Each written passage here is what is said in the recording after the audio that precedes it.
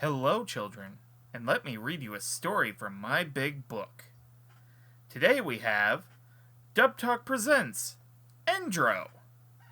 A quick warning, though, that... Hey, get that crayon out of your nose. It'll get stuck there. Anyway, the Dub Talk podcast may contain adult language and situations not appropriate for all audiences, including you ki- Okay, put the knife down, you little ankle biter. I don't even know where you got that.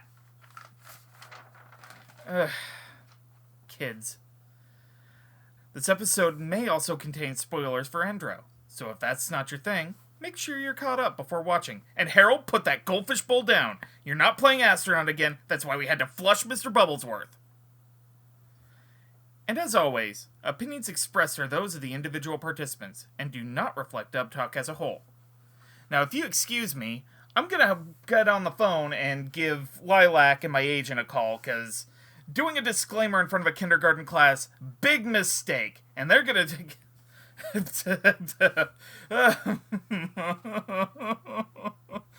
Why are the kids so mean to me?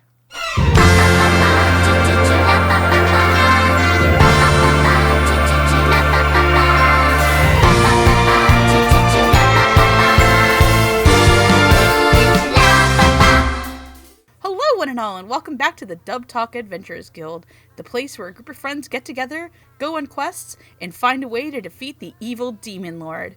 I am the hero Megan, joined with my archmage Roots.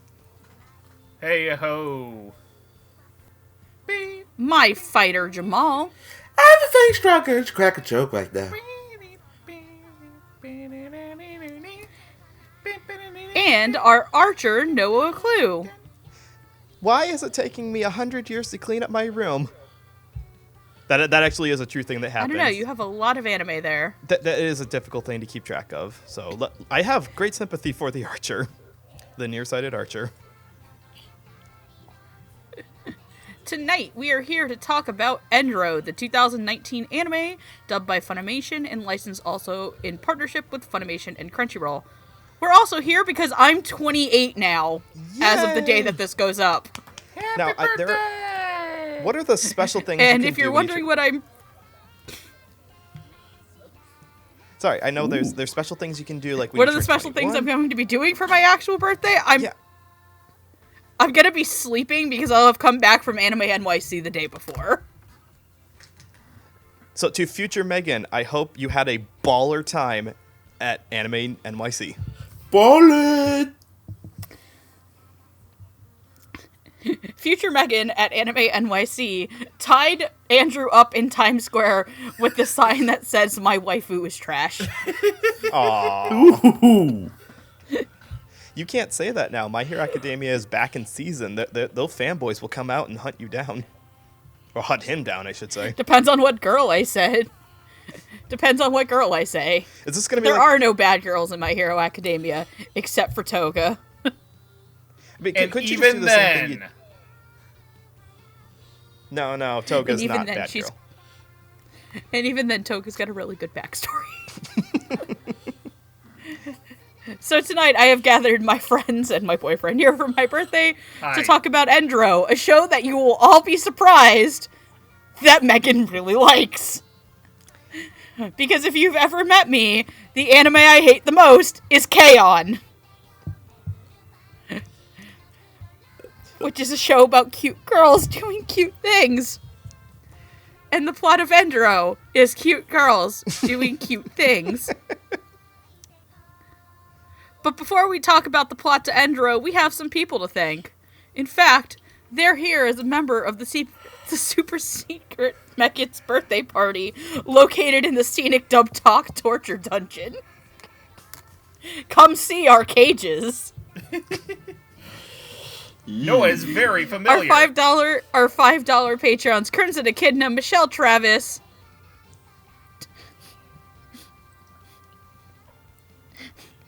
all I'm imagining is the time we all got dragged to Chick-fil-A for breakfast, and we locked Andrew and Noah in a playpen, and let Gigi ominously stare at it. Locked nothing. We crawled in that cage of our own fruition. We thrived in the Chick-fil-A cage. You're the only thing that has ever thrived in a Chick-fil-A. So yes, thank you to the people that you were thanking. Continue. Anyway, back to what I was thinking. We have our $5 patrons, Crimson Echidna, Michelle Travis, and Nico Robin, but with Yowie hands. And our $10 tier, Brad Mitchell, Carly Lesticow, Jacob Wilson, J2, aka Jared, Marco Bermudez, Marissa Lenti, and Wee B. Thank you again for your support every month. We love you all. Thank you so much, guys. With our Yowie hands. We promised. Yeah. Nice. So let's go over the plot of Endoro really quick, which is on Gnarl Island, a hero named Yulia Yūsha Sade and her party of friends confront the demon lord plaguing the kingdom of La Pinesta. However, when their sealing spell goes wrong and the girls inadvertently send the demon lord back in time to before Yūsha became a hero. Reverted to the size of a small girl, the demon lord, now known as Mao, becomes a teacher at Yūsha's adventure school with the aim of expelling Yūsha so that she'll never become a hero in the future. Tonight we are going to be doing a review of the dub of Endoro, meaning that no predictions have come out. I believe this was one of the winter simuldubs? Mm-hmm. Yeah. Yep. January through March 2019. Of 2019? Yep, from Studio Yes. Gokumi. So this was a winter simuldub, yeah, from the studio that did, I actually looked up, what studio this was. This was actually done by the studio that did Yuki Yuna is a Hero. Mm-hmm. Among other things. They also did one of Noah's all-time favorite experiences in the world, Pandora and the Crimson Show Ghost Urn. Woo! Wow, I haven't thought about that show in quite a while, but thanks for reminding me about that. I don't even think I finished that show because I loved it so much that I never got around to finishing it. By love, You're he just meets bleeding love. that love. Look.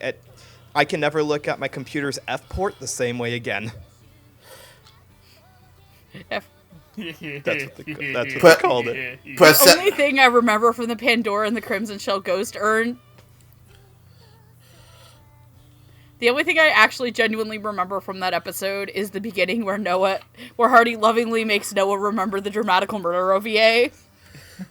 Yep. I mean, that was you're going to remind me of that every chance you get, aren't you, Megan? I mean, you already know the answer to that. Now until the end of time. Press F port to pay respects. I mean, you want to talk about cages, dramatical murder OVA for the win. God damn it, Jamal! That has nothing to do God with the show damn we're it, talking Jamal! about. But yeah, Gokumi has this fascination. No, just Jamal did a very, very Look, it was press cringe. F ports to pay respect. I don't even know Damn where it. that meme comes from. I've just been seeing it posted a lot, and never by good people. It's a Call of Duty joke. Oh, it's a video game reference. Gotcha. A video game. Anyway, let's get started with our directors and writers. So directing the show is Jade Saxton. Assistant directing her is Morgan Lorraine Garrett. And the writers are Jessica Kavanaugh and Beth Featherstone, who specifically did episode 5. Jade Saxton you'll know for her directing work on Tokenrambu Hanamaru, How Heavy Are the Dumbbells You Lift, and The Helpful Fox Senko-san. Morgan Garrett also helped to assistant direct The Helpful Fox Senko-san, Astra Lost in Space, and Fairy Gone.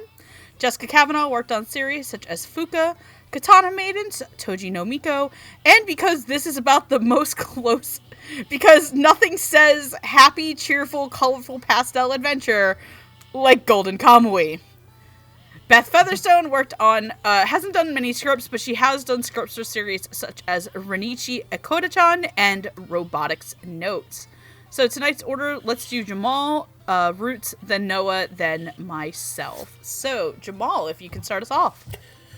Well, with Jade Saxton, I'm going to sound like a broken record over and over again. With Jade, she's been known to do sincerity in her work, but at times she'll also do comedy when need be. And I pleasantly enjoyed the dub she directed for this. I also pleasantly enjoyed her casting because if you paid attention, he's only a no-name background character, but if you paid attention, this is probably the only time in history you will ever hear Alejandro Saab go ooh goo in an anime ever.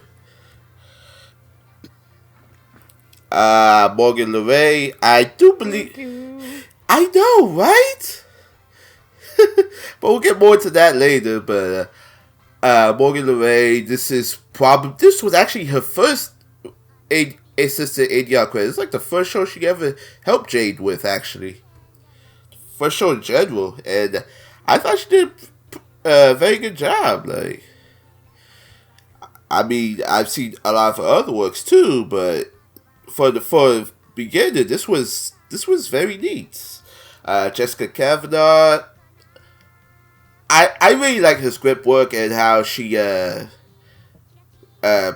picked some choice lines here and there, because I know at one point I hear Yūsha is not her luck and May's making a pun, and she says, you don't deserve to be that smug about that pun. And I'm like, I got a little ammo for somebody now. But when she needs to make jokes, she'll go there when need be. I don't know what her strength is. Like, it seems, I can't tell if it's comedy, sci-fi, whatever, baby, but it looks like she can adapt to the situation very easily. Rewind. Beth Featherstone, I'm not as familiar with her. I mean, I've seen Rinchi Echo the Chan, and I've seen Robotics Notes, but I haven't really paid attention to, like, what episode she wrote, if as many, but she did pretty decent. She did pretty good on episode 5. You have to remind me again what episode 5 was, so that's the thing. That was... I'm about to actually go pull it up, that's why. I remember 4 was the mackerel episode, so 5 was when the princess shows up for the first time. Oh, yes, the princess. Yes, the princess. Oh, we'll get to her later. But we got no... Yeah. But yeah, Yeah, that is the episode where Rona shows up for the first time. But yeah, other than that, everybody did very well. And, hey, I have no complaints here. I mean, with Jade Saxton done, you can't go wrong. And that's all I got to say. Roots? Yeah, I do have to say that while the scripts do feel like they're a bit looser in their translation, I do like how the jokes were really kind of punched up. Like, they actually did hit, and more often than they miss. And I'm trying to think of one right off the top of my head. I know the mackerel episode in particular is one that really stood out for me in terms of just pun after pun after pun after pun after pun. And, you know, translating that from the Japanese can be kind of tough, so I was not going to give them a hard time for adapting it to begin with, but, you know, it actually worked out very, very well. Jade Saxton as a director on Endro, I don't think I'm actually used to her doing traditional European fantasy. Like, typically her simuldub slate has been either the lighthearted comedies or stuff that is really steeped in Japanese folklore. So this is kind of refreshing, and she did a really good job with the comedic elements. And we'll be going into this throughout the course of the episode, but the casting was fairly solid as well. So, thumbs up. I'm all set. All right. Well, I wish I could be the dissenter of the group. I wish I could be the rogue that said, I thought this was sucked, and it's just the worst kind of adaptation you could get. But nope, no, no. It's a very surprising change from what I thought I was going to get, because Endro, or End Roll, it's in that same tradition of Slayers and Konosuba kind of shows that are all set in, like you're saying, roots in European fantasy, medieval D&D kind of world. And we've seen a lot of those before. I've seen some of them got really dark, like Goblin Slayer. Some of them are more on the goofy side, like Konosuba. So in going into this, I was surprised to find that it was somewhere in between them, where the characters are... It's a very farcical look at it, because lots of bad things happen to the characters. There's goofy situations all abound. They poke fun at the cliches nonstop. Like one character says, the hero is not really heroic. She goes to school, eats a box lunch, goes shopping, and she's not really heroic. So with that, how do you direct something like this into English? And the answer is just make it a Monty Python-style farcical comedy. And they did a really good job. Jade and Morgan directed the characters to have like sincere-sounding voices when they're like going out on their adventure or talking amongst each other about their deepest feelings, and then get really cartoonishly over the top, not even over the top, like just at the top when situations get crazy and over the top. And I enjoy that because the four mains that they cast did a really good job at balancing each other out. I had a little trouble at first because in the very opening of the show, you guys remember, we see them fighting the Demon Lord. I could not tell the difference in the voices at the very beginning.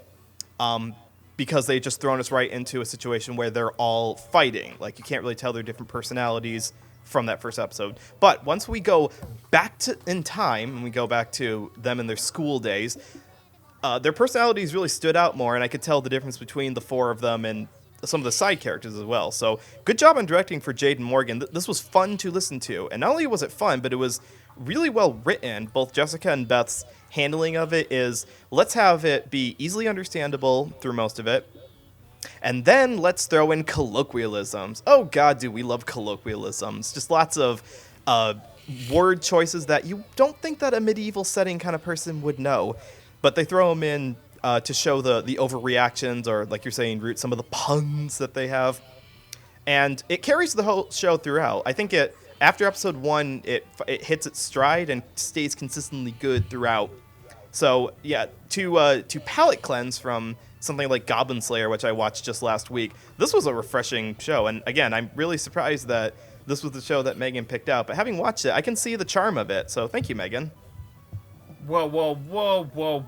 Wait a minute. You're welcome. Wait a minute. All right, I'm stopping the clock. What's up? Endro is a pun on end roll. Yeah. Son of a bitch! I didn't realize it till a couple of days ago myself, so. Son of a bitch! But then again, given the first episode, it makes sense now. Oh, I'm so glad that you didn't realize it until just now, Roots. That was a great reaction. Thank you. Have a piece of candy. I'm gonna take that candy and I'm gonna eat it. I'm sorry. So, Megan, you were saying? Yeah, no, I am really used to Jade Saxton stuff, but not in the way that everybody thinks it is, because if there's one other thing that Jade Saxton directs a lot of, she directs a lot of shows based on Japanese Mage franchises. Like, a lot of them, actually. She does the Mage franchise shows, like, that's what I watch that Jade Saxton directs. As well as, like, the fantasy shows. Here's the one thing I really like about Endoro. In a year that has had so many goddamn fucking isekai, this is not one. This is just a fantasy show. Mm-hmm. And I genuinely enjoy the dub. I think this is a really sweet, very cute dub that does a lot of things right. Though the one big complaint I have, though, is that sometimes I feel like the writing is holding itself back a little bit. I think that they did a good job translating a lot of the colloquial and pun stuff. Specifically, May drops a bunch of them at the beginning of episode 5. Yeah. After they run into... Can I... To which I watched episode 4 with my mom, where the little Jerry Jewel maid comes out. Oh, God. And my mom was laughing her ass off to the mackerel men. Which, if you've never actually seen Endro, they are literally the reverse mermaids, where they have, like, fish bodies, but they have, like, big, chunky, hairy, like, legs on them, and it's just very strange looking.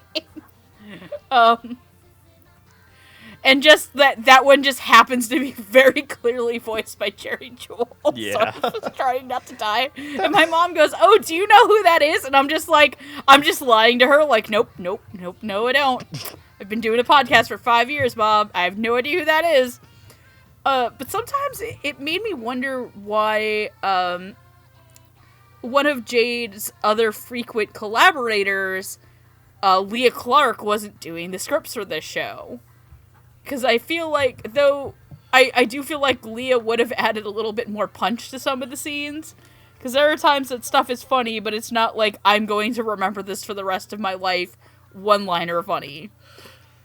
But I do think Jessica and Beth do a really good job. I think that Morgan and Jade's direction is very solid. I genuinely think this is one of the more interesting ensemble casts for the year for a show of cutesy girls doing cutesy things. I really do want to give Jade credit for not going with every oblivious answer for characters in this show. So this is genuinely just a very solid watch. Like, I remember I started the dub back when it was still airing and just being immediately endeared to the cast of this show. Yep. And that's why I started to pick up the dub, and in turn, the cast of this show endeared me to the story of this show, which kind of reminds me of... Well, I don't think it's as actually good as my favorite Jade directed show, which is still Touken Ranbu Hanamaru. It's still one of my favorite anime. Which also be another really good choice for the writing on the show would have also been Clint Bickham, who can walk that line. But again, I don't think Jessica Kavanaugh is a bad writer on this. I think she did a really good job. I just think that the comedy aspect maybe wasn't as punchy as it was going to be. And I don't know if that's just the show or just me wanting it to be a little bit more snarky and a little bit more funny based on some clips I've seen from other comedy anime dub that have come out this year. Yeah, I mean, I would point towards the fact that, there are lots of funnier moments where the show makes fun of the content, but at the end of the day, and especially with how the final conflict is resolved, they have to be sincere. They have to... Though I will say this, though, They have to have heart. Mm-hmm. And too, it's odd nutrition for the heart. The show is very sincere in what it is about. Right. So I think, I mean... The show is very comfy and very cutesy. Right. Yeah.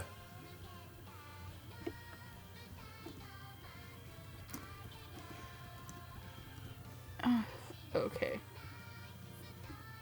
But bigger point is that I think that Jade has directed shows that walk that line of being, like, cutesy slice of life stuff that have a lot of heart in it. Mm-hmm. And this is one of those shows, and I think she did a really good job putting the cast together. So with that, are we ready to move on to the first set of characters? The first character. Because we're just going to talk about everybody individually. There's like 6 characters we're talking about. Yeah. That's okay. So... Wait, let me hold up one This is not a very big cast. No, it's not. I want to point out that one thing I didn't notice till halfway through the show is that all of the eye catches in the middle of the show, the characters are holding up the number of fingers that correlate to the episode number. Oh, okay. Oh, wow, okay. Yeah, I also like that all of, though this is probably a pain in the ass on their end, all of the eye catches had lip flaps. Yep. Which is a pain. I mean, luckily which probably was a pain. Yeah. So, let's move on to the first character. That is Princess Rona. Princess Rona is the princess of the kingdom of Lapanesta. She is also the face of the royal family that funds the adventurer school. She shows up after she's enamored with the hero of legend. She essentially shows up and then confirms that yes, Yūsha is the hero of legend, and she kind of does a lot of things. Playing Rona is Amberly Connors. Amberly Connors you'll know as characters such as Princess Takari and Katana Maidens, Cathali Nota Serenis sorry, I gotta do that one again. Cathali Nota Serioris from World End, and May Ihara from Citrus, fitting in that Princess Rona is a giant lesbian. Ah, yes, we couldn't get enough lesbians in this show. She is very, very, very enamored with Yūsha, and I feel like this is because, like, as the show, I think, kind of makes it out that all of the heroes before Yūsha have probably been male. Yeah, everyone. yeah. So 998. every one of them were male, and so were all their of them were male. So that would make sense of why she was probably expecting it. But yeah, Rona is about as straight as cooked spaghetti. There is no heterosexual explanation for Princess Rona. Not at all. Princess Rona says lesbian rights. Anyway, Jamal, go ahead. Well, when it comes to Emily Connors, there's two kinds of voices I distinct between her. The girl next door type of vibe, and sometimes the crazies. In this case, Princess Rona kind of falls into both at times, as someone who's cooked spaghetti, she wants the hero. There's no beat around the bush. She's crazy for Yūsha after finding her out, because, you know, she has this whole encyclopedic knowledge of every hero in the past. So seeing how Yūsha is kind of different in some ways, it kind of makes Amber a bit more endearing, because, you know, she has to use this high pitch of hers just to relate how excited she can be at times. How actually, I don't think she only has two types of attitudes: excited and sad. But, you know, well, worried really. But Amber does a pretty good job. I mean, it took me a little while from episode 5, but once you see the crazy kick in, it's like, yep, this is definitely the Emily Connors role, and I'm okay with it. Honestly, I don't have a lot to say about Princess Rona. I mean, you know, she's there to observe, report, maybe, you know, be a bit crazy at times. But hey, you know, And also to be a DID. Oh yeah, that's another thing I meant to bring up, because, you know, being the princess, she was kind of sheltered for a bit. Kind of reminds me of one of the other characters in another show. But Amber did a very good job in this role. That's all I have to say. Okay. Alright, so my turn now. Let's see. To be honest, I've heard Amberly Connors a lot more since the past couple of episodes I've done where she has played a character. I'm still not quite 100% used to her voice yet, so I can't, like, place her when she plays a character. She has a voice that sounds like a bunch of other actresses. Not a bad thing per se, but, you know. I do happen to really like the when she goes into the fangirl mode and she just spouts out random facts about the past heroes and, you know, their accomplishments. I really like, I think it was episode 6 or 7 where she decides to journey with each member of the heroes party to get to know them. Yeah, I think it was 6. Yeah. Where she's just like, oh yeah, this is just... No, I think it's 7, because 6 is when Mao gets really sick. Oh, yeah, that's right. Where she's just like, oh yeah, this is just like the Mage of Hero 342, or the Fighter of Hero 961, blah, blah, blah. Now we make fun of that, sure, but don't tell me that there aren't some people in our group who can't name every one of the Pokemon out there, all however many number there are and still growing right now. It's over 800, and yes, I can. There we go, right there. So if we send Roots on a quest that involves knowing all the Pokemon out there, he's our Rona. More or less. Princess Roots. Okay, no. Yeah. You quit while you're ahead, though. I don't know. I think he could walk. I don't know. I think he could rock Rona's dress. He's already fluffy.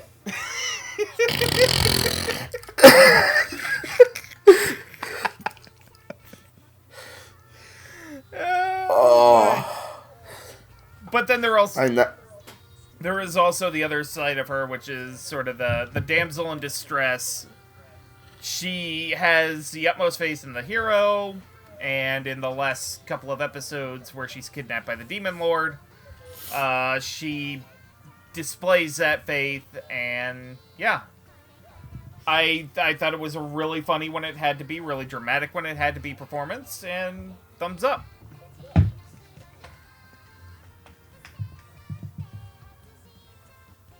You can go now, Noah. Okay, sorry. My wife was having me scratch her back. Ah. Because when you love someone very much, you take good care of them. Just like how Rona absolutely adores Yūsha. What was I going to say about... okay, so Rona is a terrible human being. Just like the worst human being in this entire show. And some people may say, no, the Dark Lord is the worst. No. Rona is the worst. You want to know why? Because she is royalty, and she uses hard-earned taxpayer money to bribe one of the characters into basically putting on a LARP campaign for her. That is just awful. Like, do you know what that money could be going towards? And she spends it on that?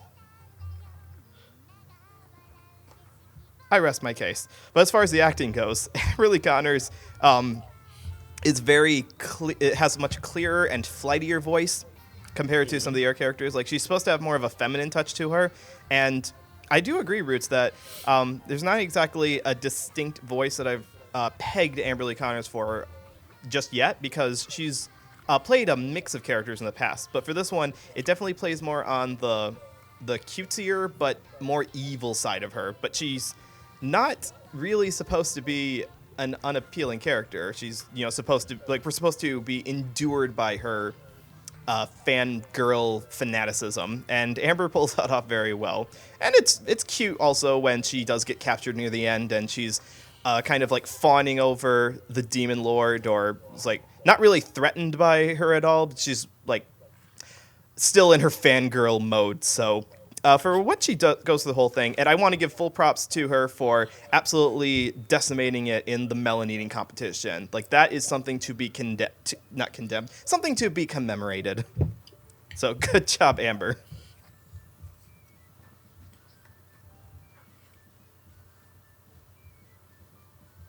Am I good to go? You are good to go, Megan. So I'm really used to Amberly Connors, like, not playing the cutesy types of characters. Like, the biggest thing that I'm used to her being in is Kono Oto this year, where she's shit, I'm blanking on that character's name. Hozuki? Oh fuck, what the hell is her name from Kono Oto? Hozuki! Thank you. And Hozuki is a very, very big departure from Rona. She's not sultry. Rona is adorable. I actually couldn't imagine that was Amberly Connors for a while, because, like, I think the only time I ever remember her really sounding like that was Catholi from World End, which we did a while ago, and frankly, I don't like that show very much. That's a show I literally cannot tell you anything about that show other than everybody has a stupid name. You're not wrong. She's cute. The only other... Okay, there's two things I remember that and making Andrew really pissed off. But Rona is really cute. She's a ton of fun going between fangirling and, like, these... like, even the show, I think, kind of makes fun of it. Is Mao was, like, especially in the last episode where Mao was like, why were you so ominous to me? She goes, I don't know. Huh, I never really thought about that. Or when she's just, like, she's kind of got, like, this hell is paved with good intentions kind of thing. And to me, as much as the episode where she kind of goes around following everyone's, like, a really big highlight, the other one is when she fakes her own abduction. Yeah. Yep. And she makes the Demon Lord castle, and just the giddy, childish glee in Amber's voice as Rona, where she's like, I had my top guards take over and become the demon generals, just like in the past, and she's like freaking out.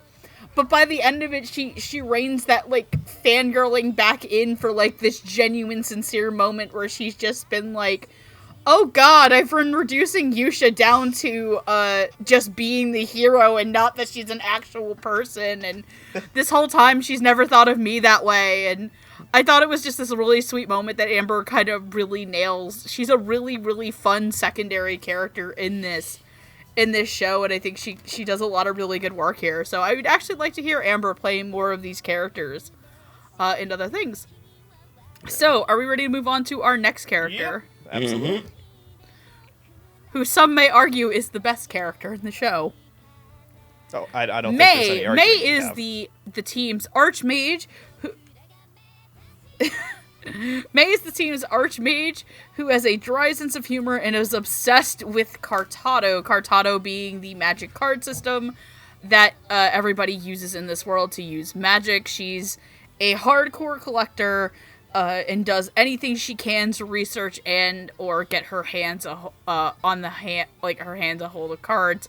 And one of my highlight moments of the show is that Rona actually buys her a bunch of really rare cards at this like seedy underground Cartado bar, and she's gonna take them, and this old guy who I think it's either Kent Williams or Mark Stoddard is like, little miss, if you take those cards, you're gonna spit in the face of every collector in here. And she just doesn't do it, and she shows restraint, and it's just really funny. Playing May is Trina Nishimura. Trina Nishimura, you've heard characters such as Bebe Yang in Anime Gataris, Edwina in Maria the Virgin Witch, and Kyokajiro in My Hero Academia. Jamal, if you can start us off. Yeah, I think Trina was perfect for this role because, as you can tell, May is a pretty huge nerd when it comes to Cartado, like, non-stop, and Trina has the perfect nerd voice for that kind of character, especially when she starts rambling on, yelling in moments. I just found myself listening to May more and more. I don't know what it is. I thought it was going to be one of those characters I have a difficult time with, but May is kind of like someone you can kind of relate to if you ever been, like, involved in, like, card games or that kind of thing. And it's funny you brought up Pokemon earlier, because I was thinking with the whole Cartado system, it's kind of like back when they had the Pokemon cards. They still have Pokemon cards. I know they still do, but I'm talking about, like, back in the day when people used to collect them. I don't see as many people collected them anymore, but something kind of... I can confirm, my first grade son, said that there are kids in his class who play that game, like, on breaks. So it is still alive and well. I don't know about the collecting portion of it. I think they're just, like, trading cards back and forth, but it will never die. Understood. I think probably one of my favorite moments of May is when they all tried to become the leader. They tried to figure out, like, how to determine who would be a great leader. And her suggestion is just pull an all-nighter at the card shop, and then she gets denied. And I'm like... Well, how many of us have not done that? I've never done that, so... I got better things to do with my time. You think I'm gonna pull an all-nighter? Okay, how about this? Have you ever stayed in line for, like, a convention panel hours ahead of the panel to make sure that you get a spot? I think my first time at AB. I don't know. I don't even remember what it was for, to be honest. But it was about the passion. Weren't you the only one of us that ended up getting into that Johnny Bosch autograph session, even though the rest of us got fucked out of it? Yeah! Yep. Your persistence paid off there. I have the patience of a saint. Anyway, I thought Tree was perfect for this role. That's all I got to say. So, Very good. Mm-hmm. Princess Roots? oh, good damn God. it. You know, as he says that, I'm flipping through Magic the Gathering cards on my workstation, so...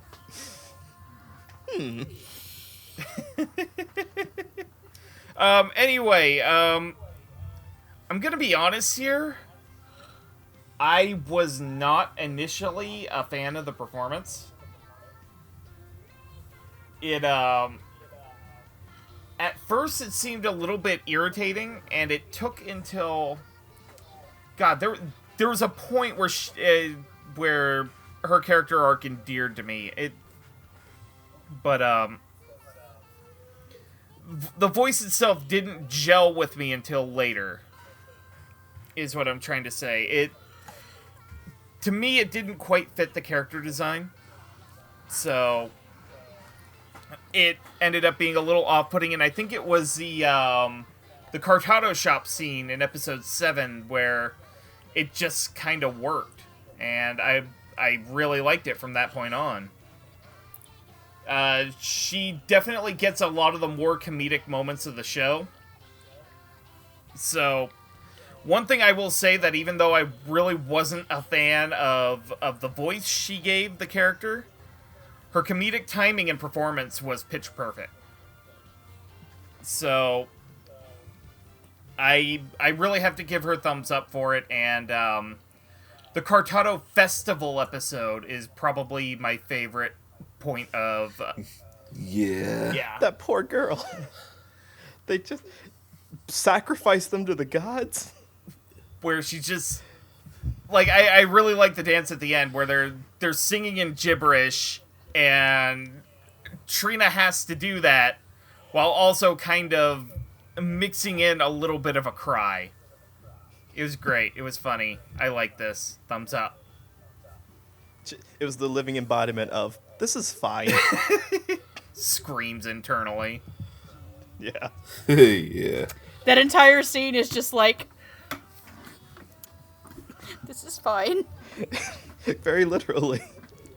She even tries to, trying to explain it away to herself, the tear, just like, it's...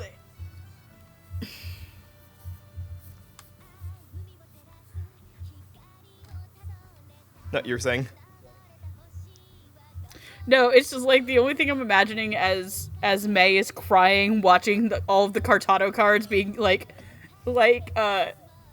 being set on fire as she's holding hands and singing the little village song. Everybody else is just not crying, and then there's her internal monologue song is just when you try your best and you don't succeed. Oh man. Coldplay's Fix You intensifies in May's mind. Oh god. Oh god. Just May's just dying inside as and that's just, it's that or Hello Darkness, my old friend. Anyway, back to your point, Roots of Justice. Oh, I was done. Oh, no clue, please go. Give me that Cartado card. I'll take that from here. This Trina Nishimura, that's a name that's interesting to hear in this voice, because when I think Trina, I think her lower, not emo, but more stoic characters like Mikasa from Attack on Titan. Mikasa from Attack on Titan voice. Or Akari from School Rumble. That archetype, which she does very well, and I have to uncouple that from my mind because this is an entirely different kind of voice. But I will agree with you, Roots, that it took me a little to get into, because it's obnoxious, and I think it's supposed to be. It wasn't like someone trying something and failing. It was very much what she was trying to do. She's the most spastic out of all of them. She's the one who has the most wild takes. There's a scene in episode 1 or something where the characters are kind of just describing who they are or what their gimmick is, and she's speaking in tongues, almost talking about the intensity of her love for Cartada, and the other characters have to drag her out as she's getting way too into it.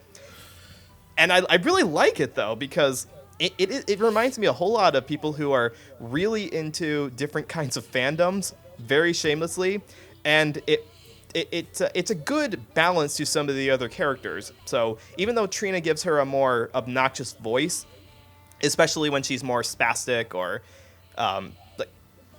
really getting into her Katara descriptions or deep in her dreams or anything like that, it really does fit, and I can't dislike it. I don't know. I guess it was just it was so sincere and so well acted, and also, like you were saying, very well done in the comedic timing, that giving it a slightly obnoxious voice did not bug me. It really didn't, and so that is why I call her the best character in the whole show.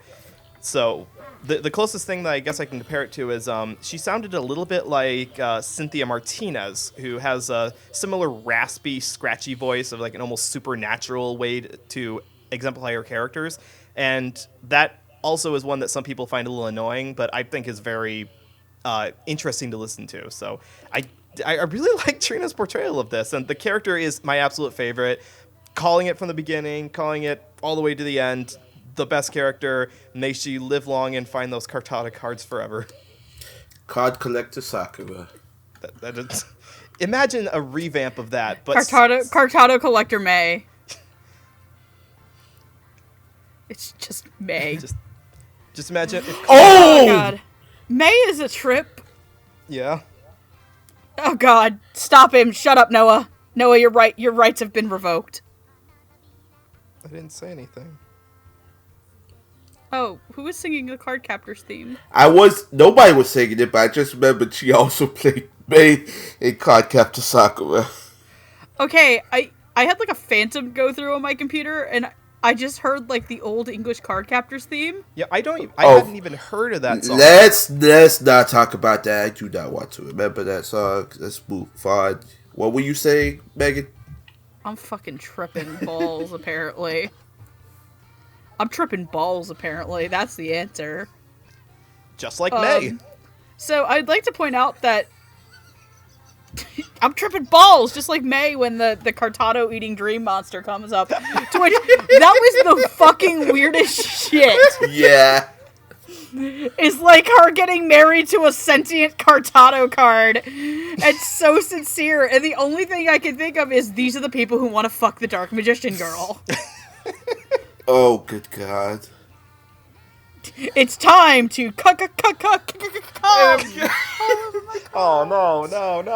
I'm gonna admit, that scene with Don't worry, they're probably in protective sleeves. They won't damage them. No, the whole thing with the heart of the cards is coming through. Ow. My brain. Megan. But that whole This thing is a with children's the podcast. Not sorry. with the Cartado card with the human face, It's a Christian. I You're saying.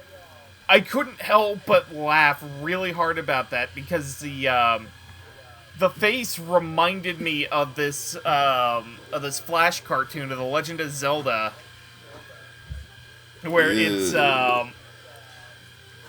the end of Ocarina of Time, and Link and Ganondorf are fighting, like, squirting milk out of their nipples, and it was hilarious. I'll have to link that to you guys when we're done. Like, it is actually legit funny, and there was they both make this handsome dude face, and I just couldn't unsee it. I laughed so hard. Anyway, Megan, continue, please. It's okay. So, I think the thing is, I actually really liked Trina's performance from the get-go, mostly because this isn't a performance I necessarily remember Trina doing. I know I was talking to Andrew about this a little bit, and he's like, yeah, no, like, sometimes even he couldn't, like, believe that this was a Trina Nishimoto performance. And it's genuinely actually one of my favorite in the show. There's a dry sense of humor to her delivery. She nails a lot of May's snark, because May does have as many spastic moments. She has some very black comedy moments, which one of them is they jump down this hole to go to the Cartado festival, and Sarah is like, Sarah's like, well, I guess Fi and Yūsha are fearless, and I guess you are too. You'll do anything for Cartado. Actually, I'm freaking out right now. Well, you don't look it. Yeah, I'm the type of person who would drown in silence. Aren't you just a ray of sunshine? Though, and then, like, one of her more wild takes is when, she's in the dream, and she's like, let's combine our dreams to stop the evil Sarah from destroying all of them. Let us live our happy dreams, and she's kind of going insane. But Trina is just such a treat in this, and I don't feel like Trina's been in as many things this year, so this was just a lot of fun to sit and listen to. I just thought she was such a breath. It was just really funny because I wouldn't have actually pegged her to be this character. This is something that, like, I could have actually seen like Brita Palencia being, or even some. I'm trying to think of somebody else who would have done this, like off the top of my head, that does it like works at Funimation, or like Jade actually herself being this character. Yeah. Like this is somebody that, like, Jade would be. So I genuinely enjoyed it. I can see the criticisms, because I would think that a lot of people would hear it and see it was like kind of nasally and stereotypical, but she really does nail all of these super nerdy type of bullshit things. Like, one of my other favorite moments in the show is where she's naming all the beach monsters, and she's got the book conveniently hidden behind her back. Yeah. That's to fuck with Sarah. And she kind of, like, pisses on Sarah at every chance that she can get, in a sense. Like, they kind of, like, she kind of takes her shots at her a lot. I mean, to be fair, who doesn't? The Cartado Festival is, like, her episode, and to be fair, Sarah's an easy target. I mean, you're not But the Cartado wrong. Festival was a really... The Cartado episode was, like, a really big highlight for her and all that she could do, and, like, the whole part where she's like, can you identify the cards? Yep. Like, you talked about, like, Sarah, like, May being the person that can name every Pokemon, like, off the top of their list. Like, this is no joke that I could probably name the entire English dub cast of Token Rambu Hanamaru if you showed me a picture of the character without second guessing. Like, I could identify with... You think I'm kidding, but I'm not. No, I know you're not kidding. That I admire that. I'm like, where can I get some of that? Some of that raw, natural talent. It's kind of helpful when you have to cast shows with, like, 50 boy characters in it, because you start to learn about people that don't do a ton of anime. Like, there's a show that's airing right now that we're going to do an episode on eventually that's expanding my knowledge of boys. Like Cartado cards. But are we all good to move on? Yeah. Gotta catch them all. Yeah, I'm good. Alright, so let's talk about the fighter of the group, Fi. Fi's thing is that she likes to fight and she likes to eat. In fact, I have an apt description of this that I need to find. Like I said, Fi likes to eat and fight, like Pinkie Pie likes to throw a party. By the way, guys, did you know that as of the last episode of My Little Pony Friendship is Magic, that Pinkie Pie has a child with a Weird Al OC pony? Oh, yeah. Yep. Oh, God. That was all over Twitter today. After 9 years. That's right, kids! Pinkie Pie has canonically fucked! That should not surprise anyone. Pinkie Pie has canonically fucked! Look, Megan, it's established very early on that she is a party girl. A party pony. I'm just saying. I'm okay. I'm done. I'm leaving. Right behind you, Roots. Yeah, you two, get back here. Oh, God, I've been waiting for this, like, the entire day. My brain is just melted all over Are they my gone? computer desk. I'm done. I want to go to bed. Good night, everybody. How about... we'll make this better. How about we serve up 7 flavor fish to make it worth your while? I'm listening. Excellent. You see, Megan? You just gotta know how to talk to men. Just like Goofy. Yeah. Anyway. It's just like Goofy. Anyway, playing Fi is Danny Chambers. Danny Chambers, you'll know as the voice of Chisei Hatsuri from the Ancient Magus Bride, Aya Tachibana in How to Kind of Receive, and Sarah Garando in Island, a.k.a. Less Crazy You Know. Oh, man. Did you actually watch that show? I did. No, but, like, 3 people, like, okay, our friends that are at least on my Discord / one of them is our patron. Crimson watches it, and our friend Got watches it. And our other friend Greg watches Pika Greg watches it. And every time in our spoiler rooms that Yuno gets discussed, I cannot believe that Yuno, the girl who, whatever the full title of that is an actual thing. Like, I don't believe that's a real anime. Oh, it's real. It It has things in it that, like, I'm like, This is what the prototype for Steins Gate was? What the fuck? Yeah. Having, I think I'm the only one in this group who has watched all of Island. Yeah, there's... I've seen it too. Oh, you did? And I like to take a moment to shame Andrew for calling the hair crazy stupid. It's called an afro, genius. Okay, without being insensitive, can it be an afro if she's Japanese? Yeah, it's just a hairstyle. I mean, Bob Ross has an afro. So. That is a good point. So I guess, Jamal, you want to go first talking? Oh, right. Go ahead, Jamal. It's Oh, you. right. It's my turn.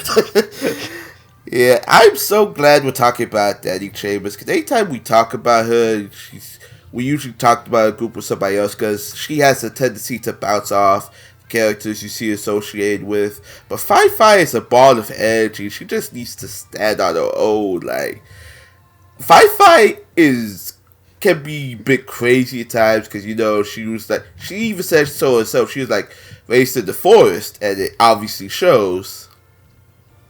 I will admit, it did take me a little bit getting used to the first episode, especially when you see the group talking, and Sarah just flashes back to when she's trying to wake Fi up, to which that scene was so funny.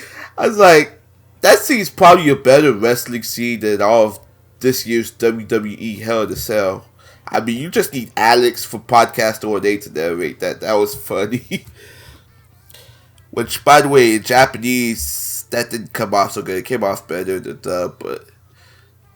You know, Fi, yeah, she's pretty much a hugger, I guess, for adventure and food.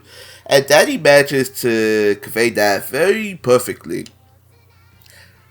I was going to say, I don't know if it was because of another show she was in, which we will talk about that much later. But I think she made the perfect Fi, and yeah, even if, you know, when she gets a bit hangry, she has a tendency to nibble on Saber's ears. Hey girl, come on, let me nibble on your ear. But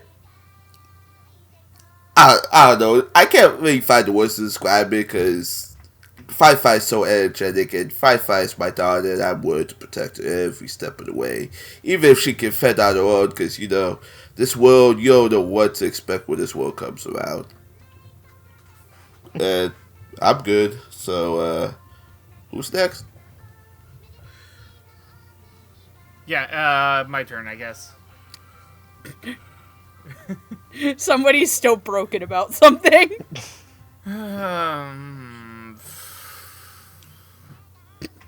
Oh, good. Anyway. 7 flavor fish. 7 flavor fish, man. Anyway. And golden apples. Jamal. Anyways. Not gonna lie. Danny Chambers as Fi is probably looking at my short list for Dubby for comedic female performance. Really? Yep. Do tell. Because, the translating the phenomenon I like to call moe blobs doesn't always work when translating from Japanese to English. And God, if the me from 2 years ago would hear me say this, the me from 2 years ago wouldn't believe me. But Danny Chambers can do the moe blob very, very well. Oh, yeah. It's so good, soft and squishy. But, not only that, like, she gets some really great line reads through the course of the 12 episodes we get of Endro.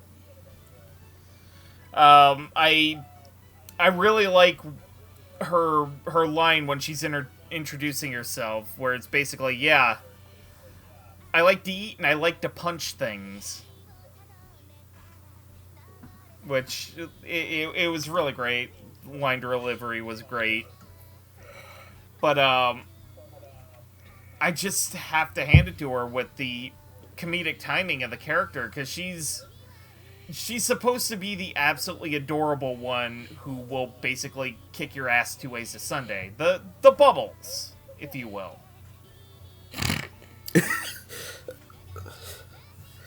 Bringing Powerpuff Girls into this now, huh? Yeah. Yes, I am. Which is funny, because May is the blue one, but, you know... Which is also funny, because there's no green one, but...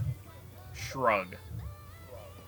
But Bubbles does have the blonde hair. There you go. Does that make Yūsha blossom? I mean, technically... Yes. Yes.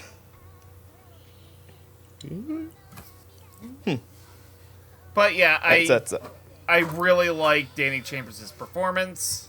And like I said, I don't mind saying publicly that she is on my short list for Dubbies. So, there we go. interesting. We are coming up to the end of the year, so that list has got to get whittled down soon. I actually had to check to make sure that this was a 2019 show just so that I could say that, but it is. So I can. Yeah. And I did. Yeah. I'm sorry. I'm sorry I'm laughing, but I've had to hold... Okay, you have no idea. When I learned that Pinkie Pie was a child, I had to hold it in to break to you on the episode. So I just put it on my Discord. Megan. She called me and last Mario night comes back and it's to just... tell me. To tell him, and he didn't fucking answer me. Well, what did you think it was just going to be like, wow, that's... Like, look, I watched it. I called Andrew because he was the only person I knew who would be up to answer me, and he and I ascended. Some forbidden-ass fucking knowledge. Go ahead, Noah. I don't have anything to add to that, but I'm glad that 9 years after the show began, that we can still get some enjoyment out of My Little Pony. But that's nothing to do with the show. Talking about Danny Chambers' performance, she is definitely the cutesier of the four. And Oh, yeah. in trying to encapsulate that personality, I don't... Sometimes I get the sense, like, voice actors will put on an affectation or will be... like change their natural voice a little bit in the recording booth. Like there's in episode 2 where they're going on their cat hunting missions, there's just a random no-name character who's like, I lost Michael, my cat, and it's so super high pitched up. I'm like, there's no way a human being sounds like that. But then you switch it over to Danny's performance, and it's like, this just sounds like Danny having fun in the booth, like maybe pitched up a little bit higher to fit the character archetype, the look of it. But other than that, just having a lot of fun with talking about the adventures she wants to go on, or the many kinds of food she wants to have, or being absolutely ecstatic about beating 2 macho guys in a melon eating contest, or catching the giant 7 flavored fish, which honestly, that does sound really good. Like 7 fish in one? Heck yeah, I want to catch that. I got no bad things to say about this. It's an absolutely adorable character that, like, all these characters, I really wish got, like, even more of their backstories filled in, because we don't really find out where any of them came from. We just find out very briefly about why they wanted to be warrior or mage or priest or hero. But for what we get, Danny sounded like she was having a real blast in there. Yeah. Megan, agree, disagree, what say you?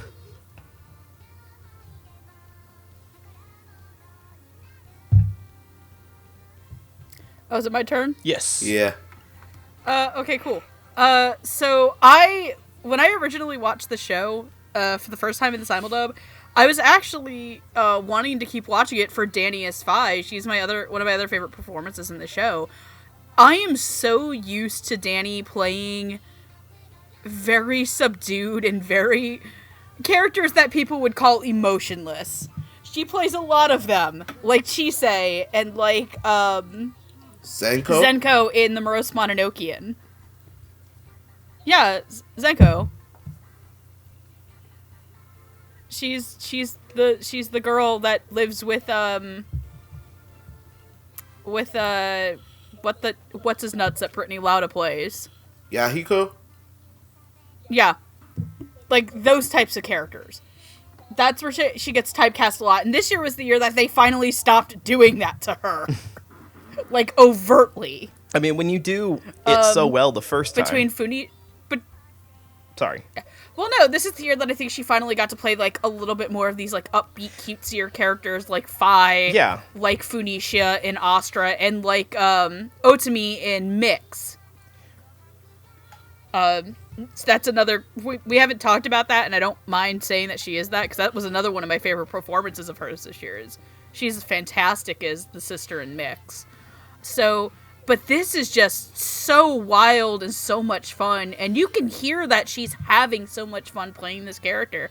She brings it. I think that she has, the best grasp on her character, because there's always this kind of, like, childlike innocence with Fi, too. Mm-hmm. Where she's like, I don't really know what's going on, but I want to eat and I want to fight things. And she literally is just this little Tarzan girl that has somehow made it in here, like... I totally want to see Fi from Endoro just chilling out with Inosuke from Demon Slayer, because they both lived in the woods. And they would be, like, the biggest power combo ever. So, I absolutely adore Danny as Fi. She has really stepped it up, especially her first time doing at least... I didn't watch Haru Controversy, so I can't talk about Ayasa. I don't know if she was an upbeatsier character. Oh, she was. Okay, so unfortunately, I haven't seen Harukan Receive. And I haven't seen Island because I don't want to watch Island. You don't have to watch Island. Nobody has to watch Island. No, I don't! There are better versions of... For $8,000, I will watch Island. $8,000? Jesus Christ, get me on that bandwagon. $8,000. Interesting you mention that, because this show, Endro, also has a bit of a time travel element to it. Only done much, much better. Yeah. And for $40,000, I will watch another show that I'm not going to make fun of right now, because I've done enough dunking on it. But no, I genuinely really adore her. And the other thing that I really liked about her is that Fi, when I think it's in episode 3 is where she does the I'm hangry speech. Yeah. The first and time. her, like, response noises and gnawing noises on Seira's ears. To which, God, Fi is a lesbian for Seira, and you can't convince me otherwise. Speaking of Seira, because I'm ready to move on. Seira, she is the she's the team mom of the group. She's an archer. But she uses a hammer because she can only do archery when she's wearing glasses. And it's always those comedic, nerdy, swirly glasses, and she doesn't like to wear them. Seira is kind of a mess, kind of a study. She's also, for some stupid reason, like, really insecure about her boobs. But it does lead to one of the funniest moments in the show where in her dreams, her ultimate dream is that her room is clean, and she's like, my room is so sparkly, but my shoulders have hurt lately on the counts of my bigger breasts. And that knocks her out of it. So, playing Seira is Alexis Tipton. Alexis Tipton you'll know as characters such as Lada Otis in Aka 13, Fuyumi Irasu in Hyoka, and Mizuki Himeji in Baka and Test. Woo! So, Jamal, go ahead.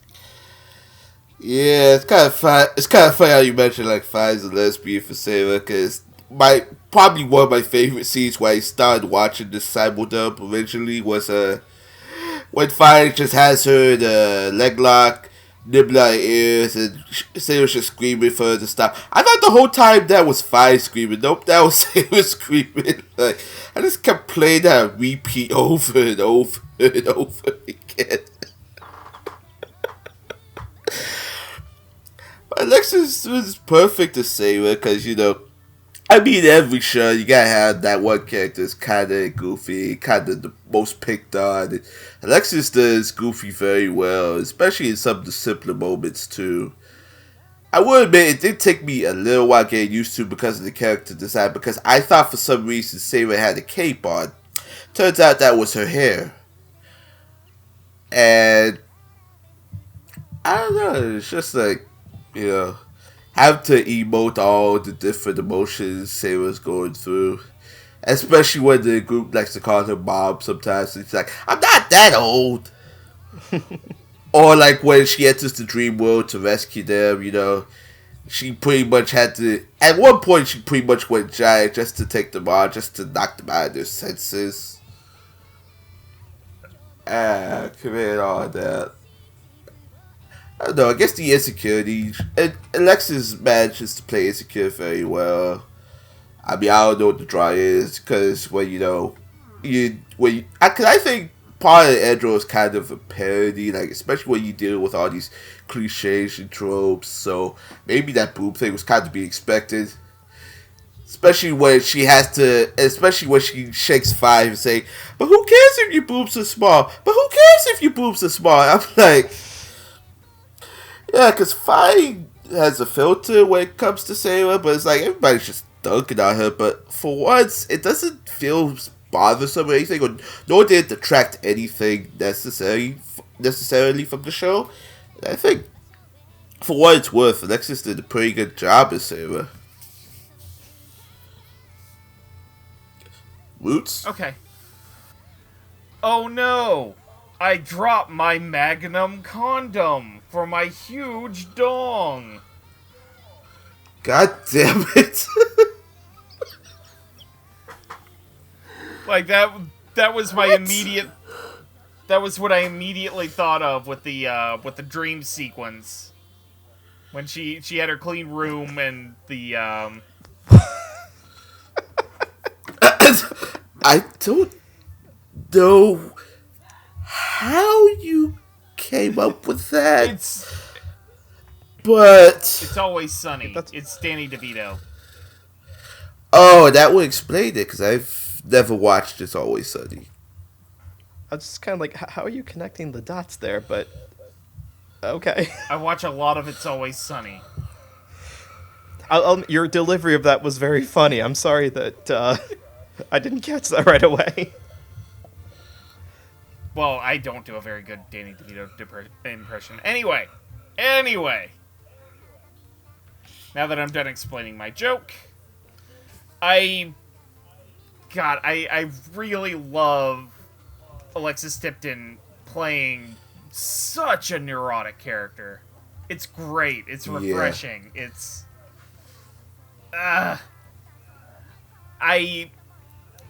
when she gets emotional, I was basically rolling on the floor laughing. It was that good. I'm trying to think of something that immediately stood out for me. I think it's when she first had to pull out her bow and explain, oh yeah, I don't use this because I'm very nearsighted, and pulls out the goofy swirl glasses and successfully shoots the string holding the cat up. And that the idea that just because you call out the cliches, because she says, I don't wear the glasses because otherwise people will just think of me as a bookworm, just because you call out the cliches doesn't make you better than the cliches. Right. But at the same time, oh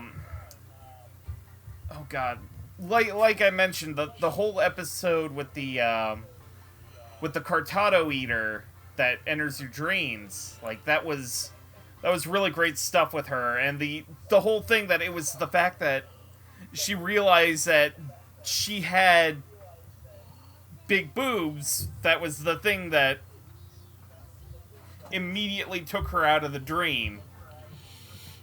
Like, that was great. I usually don't really like the small chest jokes because they get a little old after a while. But that was actually really funny. And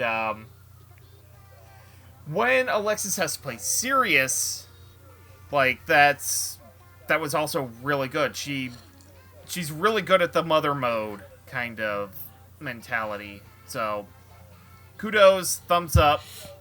Noah, you're up.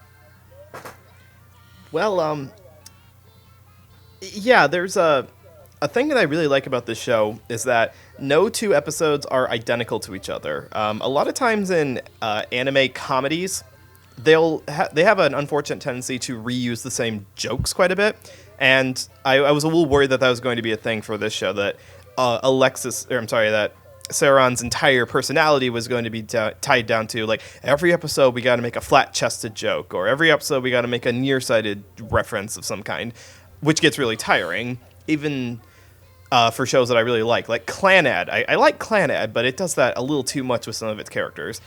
Endro, on the other hand, gives us something new every episode. There's a new adventure every episode. There's a new shake-up to what the characters are doing. And for Alexis, we get the opportunity to have someone who I feel like would be like a really good middle manager, like a really good desk worker, is being thrust into the world of adventuring and isn't always prepared for it.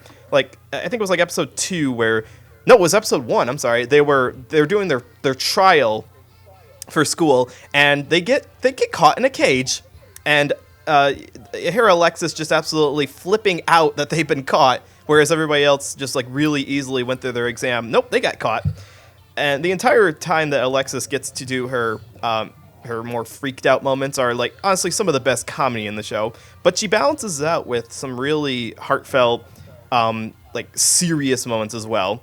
It reminds me closest of her character of Choo Choo from Show by Rock, who is also that maternal leader kind of character, but also is kind of like, get a load of these assholes kind of personality towards her co-workers. And I absolutely love her to pieces. Like, this, she gets dunked on so much. Saron just gets absolutely picked on by everyone and everything, and she just deserves so much better than this.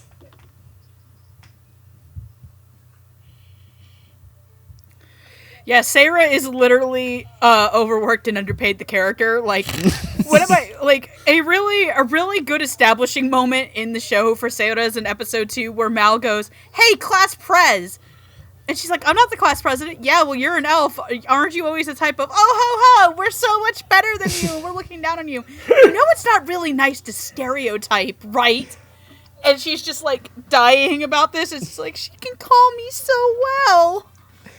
And then, like, when she's talking about the horned gorilla, like, her fantasies about saving the horned gorilla. Yeah. What's up with that? Just Alexis's, like, dreamy fantasy of, like, and then one day I'm gonna save a horned gorilla and we'll soothe him and he's gonna go back to his colony and try to take over and I'll be his warrior in arms. And they're just like, what the fuck, Sarah? They're just like, girl.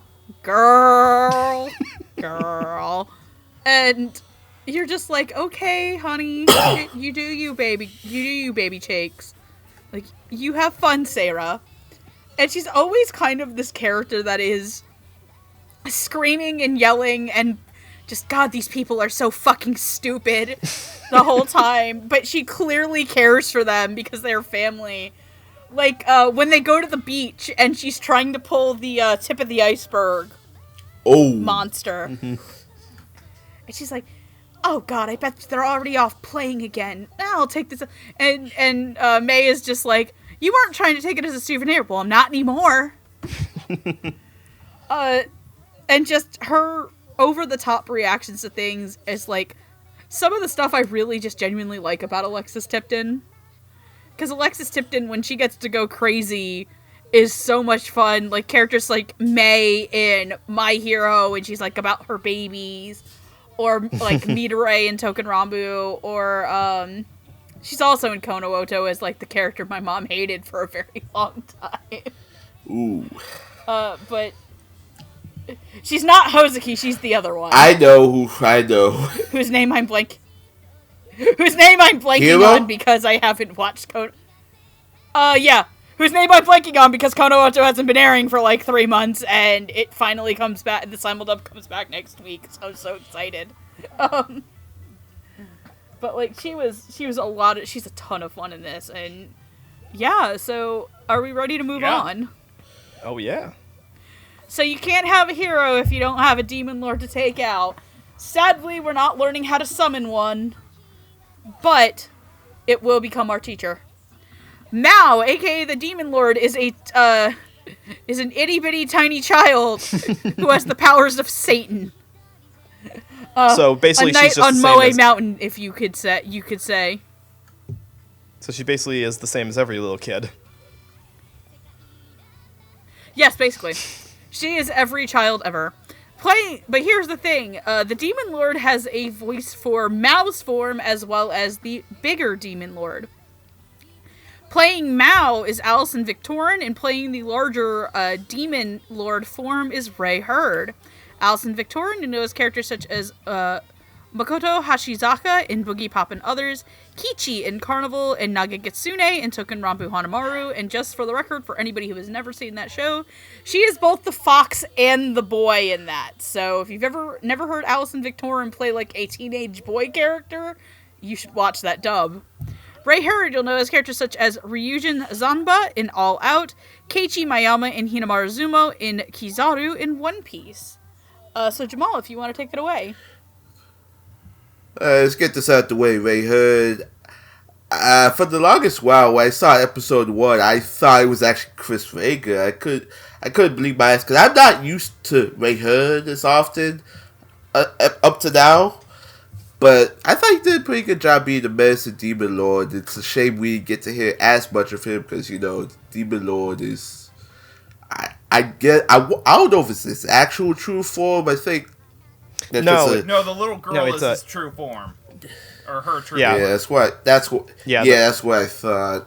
To which Alison did a very good job, and I would say, in a way, she's actually kind of playing for type and against type, because with Alison, you don't really see her as little girls as often. You hear her more as little boys, maybe some little girls, but in this one, she wasn't trying to be cute or anything, it was the character decided. She was just trying to go about her way, because, she is the Demon Lord in the end. At the beginning. After Resurrection. And she was, like I said, she wasn't playing cute, but when you hear her, being antagonizing to the hero party for, reasons she keeps to herself, I thought she did a very good job. And she didn't really have to play up any aspects up until episode 6, when she starts coming down with a fever. Or any other scene where you see her and Morgan Bay just drinking together, just hanging out. To which, we're not talking about that character, but Morgan Bay did a pretty good job as her, and having to reverse your thoughts is probably a very hard process, because you say one thing and speaking another.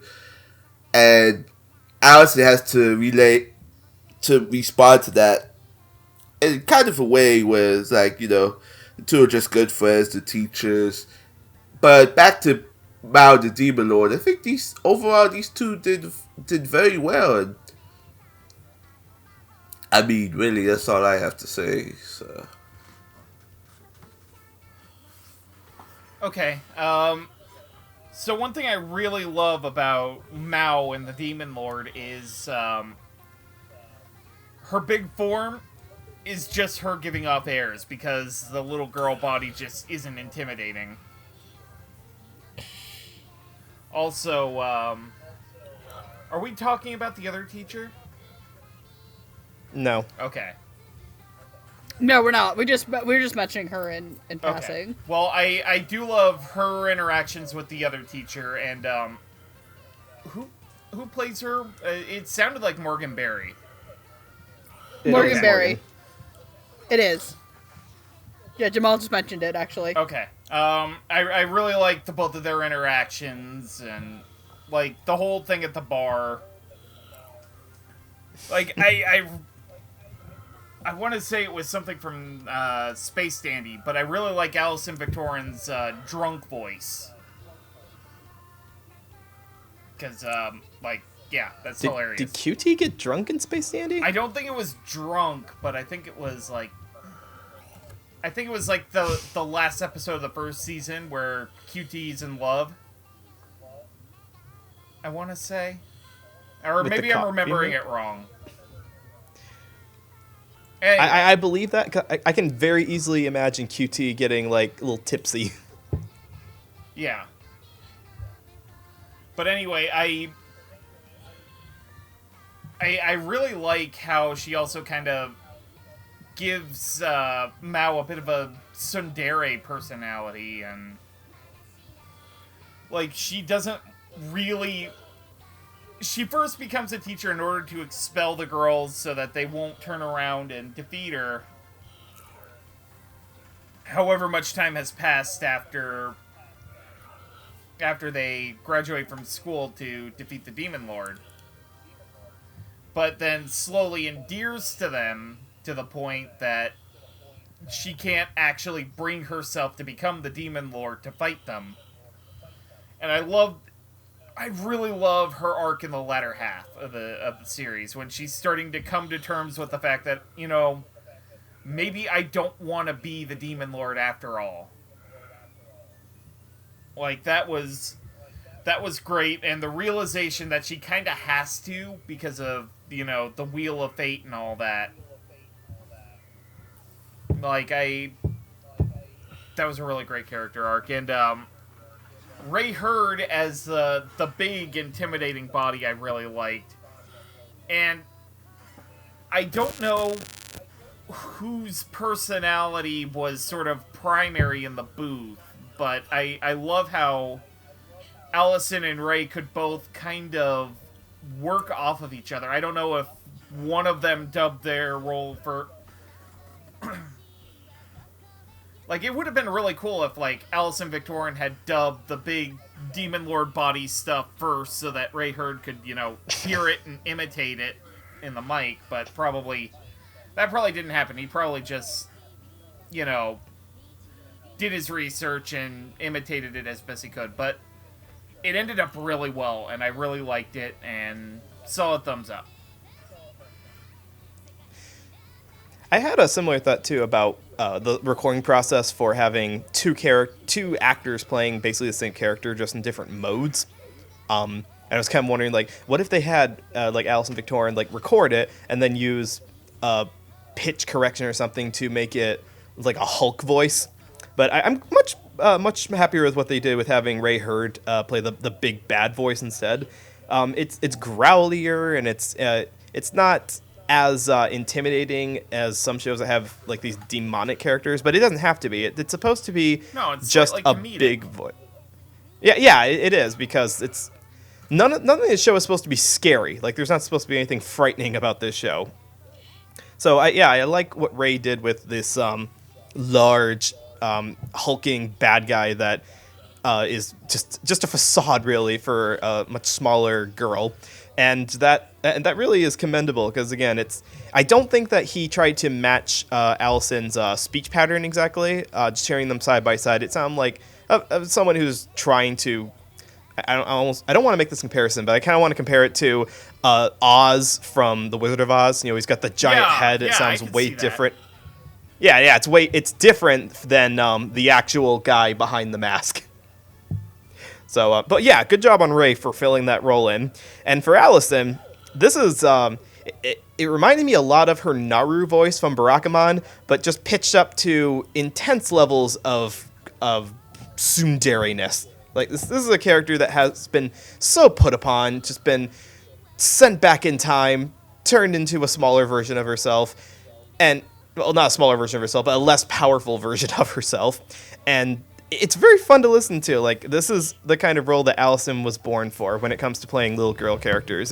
There's a lot of snark, there's a little bit higher voice in there, and she has one of the best cackling fits I have ever seen. I was absolutely floored by, she starts to go into the evil laugh voice, and then yeah. That was the scene where everybody started ooh-gooing. Yeah. Because you're not supposed to take her seriously as a powerful demon.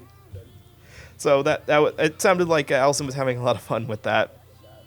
Yeah, as far as like any of the acting portions of this, nothing but good things to say. So good job, Allison and Ray. Yeah, I mean, I really don't think the stuff with the big Demon Lord body was meant to be taken straight. Like a lot of this show. No, it's definitely farcical. Oh, yeah. Wait for the joke to sink in.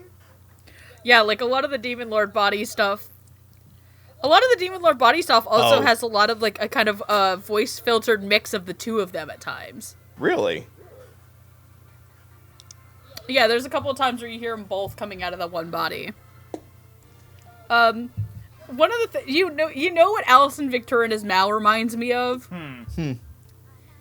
And this is probably going to be a cut that is a little deep for some people, and then there are going to be some people, potentially Andrew, who don't know this because they're younger. So there's a little Disney movie that came out in the early 2000s that had a wonderful actress who is no longer with us named Eartha Kitt in it. And in that movie, Eartha Kitt plays an evil sorceress who's trying to kill David Spade. Pull the lever, Crunk. Oh, okay. Wrong lever. And she's accompanied. She's played by. And she's accompanied by Patrick Warburton. Doing his Patrick Warburton impression. But basically Patrick Warburton got animated. And that movie is called The Emperor's New Groove for all of you who don't know what I'm talking about. But at one point, Yzma is put into the body of a kitten. And she maintains being a psychopathic killer while in the body of the fluffiest little kitten you've ever seen with Eartha Kitt's voice, like, pitched up. And god damn it, does Alison Victorin as Tiny Mal remind me of Kitten Yzma. Especially with the whole and she's, like, trying to cover it up, and, like, when she's getting drunk at the bar with Morgan Berry, who's, like, super kind of creepy to her, actually, because Mal is literally a child. But I think as funny as Mal is when she's being this kind of over-the-top maniacal demon lord who's trying to get rid of Yūsha and the team and all of these crazy zany schemes, she also has a lot of heart in this performance because I think one of you guys I think it was maybe Roots mentions it, that kind of going through the show, Mal kind of gives up on being the demon lord. She's like, well, this is kind of stupid, but then you also realize in the episode where she gets sick that being the demon lord made her immensely lonely. And she was this kind of small little girl who had like a secret base under the back of her throne that she would just sit and read in, and even her golem servant, who I think was Michelle Rojas. Yeah, it was. Even her golem, who's played by Michelle Rojas, wouldn't be her friend. She saw her as a master. And Allison has this kind of very melancholy, like, lonely little girl aspect to her performance that I think really shines through because of the sincerity of the show. And then blending that with Ray Hurd, who I find it immensely funny because Ray Hurd does have that big booming voice. Yeah. And you go from this big booming voice to this itty bitty little girl voice. Because I remember, like, when I was a baby weeb, one of my favorite shows to watch was Negima. Ooh. And Alison Victorin was the twins in Negima, so I was very familiar with her as these cutesy, devious little girls. So I find it just really funny that, like, these tiny little demon twins turn into Ray Hurd with magic and the whole Wizard of Oz thing. But I really like it, and I really do want to know what the recording process was for how they did this. Would Allison come in and record for the big demon thing to match some of the mannerisms? Because there are times where that big demon lordy form has some of Mal's mannerisms. Like a big example of this is when the princess, whose name I'm forgetting, when Rona insists that she be kidnapped and that Yūsha fight the demon lord. And you can hear in Mal's voice that she's concerned about her because it's her teacher and she thinks that Rona's pushing it too far. And I do think that there are times where Ray does have to play tiny Mal in this huge, like, Wizard of Oz-y body, and I think that does come across as very well done. I wouldn't say it's my personal favorite performance in the show. I do think that it is a lot of fun. But there are some other performances that I'm a little more fond of. So, moving on to our final character, it's time to get to the hero that will defeat the Demon Lord, and that is Yūsha. Yūsha Sardet, which I think is really funny, is that her name is a play on the Japanese word for hero, I think. Yeah. Yep. Thank you, because I know what that is, because I know a bunch of weebs who just use the Japanese name of Rising of the Shield Hero, so I've learned this. So, playing her is Amanda Lee. Amanda Lee, besides being known as the YouTube artist Lian Lee, and for doing various multiple anime covers, she is also Akiho Shinamoto in Cardcaptor Sakura the Clear Card arc, Junko in Zombieland Saga, and Anzu in Hinamatsuri. So, Jamal, start us off. Hey, so Amanda Lee in this role, I think she was kind of perfect. I mean, really, you could have slided anybody into this if you needed to up the energy. I mean, someone like Brittany Karbowski, but I think Amanda Lee provides just a touch, something special to Yūsha, because, you know, Yūsha is frantic, she's aloof, of course a big goofball. She's not right in the head sometimes, but, you know, she has dedication, she has motivation for wanting to be a hero. And Amanda Lee shows it very well in this performance. I will admit there was like one huge moment like in the last episode when when I thought like, well, spoilers, when she's about to take out the Demon Lord, and I actually started almost crying like the first time I watched it, because I was like, is this actually gonna happen? Is this gonna happen? And then all of a sudden, she just takes the sword and throws it into Lindsay Seidel's mouth, and then she's no longer the hero. To which, can we talk about that for a second? Like, because Lindsay Seidel just played this little chibi thing, and apparently the objective for her is to erase the concept of things. So, by doing that, like, you know, the whole thing between hero and Demon Lord is no more, which it resolves in a happy ending, which I'm okay with, but still, that was a bit of a MacGuffin. Chibi ex machina. I mean, to They be use fair, it they cheapy. show hints of what was going to happen if you pay attention. What, you mean every time you see Chibi on screen? Yeah. Like, because I remember the Macro episode where Chibi just swallows up Chris George, and I'm like, wait, what is going on here? But back to what I was saying, yeah, that scene almost had me in tears like the first time around. It almost had me in tears the second time around, but, you know, Yūsha just wants to make everyone happy.